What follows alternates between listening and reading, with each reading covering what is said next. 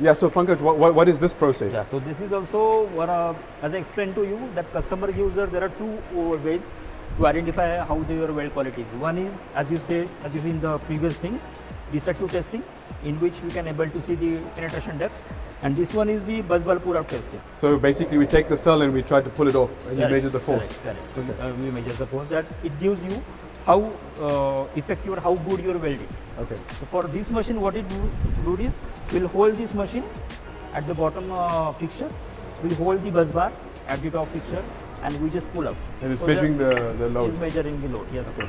It gives us the graph that load versus displacement, that how much, what is the value of the load which the bus bar breaks. Okay. The welding at and breaks. do we get a spec from the customer? Yes. So we generally, the customer gives, for example, our previous customer gives this 15 kg load that bus bar should sustain, bus bar welding should sustain, Yeah. and the penetration depth up to 0.5. So technically I can take this and hang 15 kgs, it shouldn't? It should, yeah. Okay. Or is the 15 kgs the max? No, the 15 kg is the what they have given that your welding should be sustained. So Okay. for example, for this our machine, if it breaks below 15 kg, then it's to be Adjustment on the welding. adjustment of the. And what about if it's too far? It's too far. It's also because if there are two parameters. If it is too far, that means that penetration depth has been gone ahead. Okay. So the first thing is we need to do the penetration with the dummy cells. We need to adjust the depth control parameters. Then we do this kind of testing. Okay. Has there ever been a situation where, for example, you were conflicted between penetration depth and pull test, where we had to now have a conversation with the customer to adjust the parameters?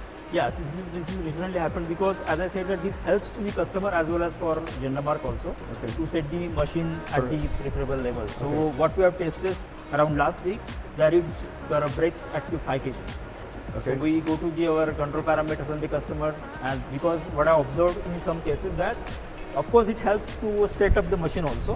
When we started to firing up, it goes very light, I would say, welding strength. So then we have tested and it fails at 5 kg.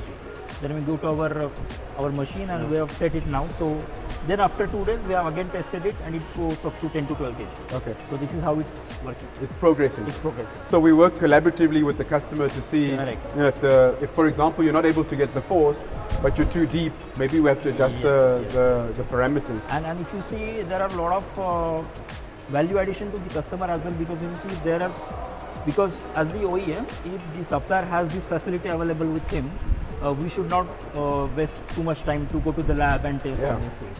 So there is we can do it straight away. Yes. We have the production line. Correct. Within minutes you can Just go few and steps check away it. and we can able to validate it. Yeah. That's a great value add to customers to streamline the setting up of Definitely, cell welding. Yes. Pannkaj, thanks. Thank you so much. Yes. Thank you.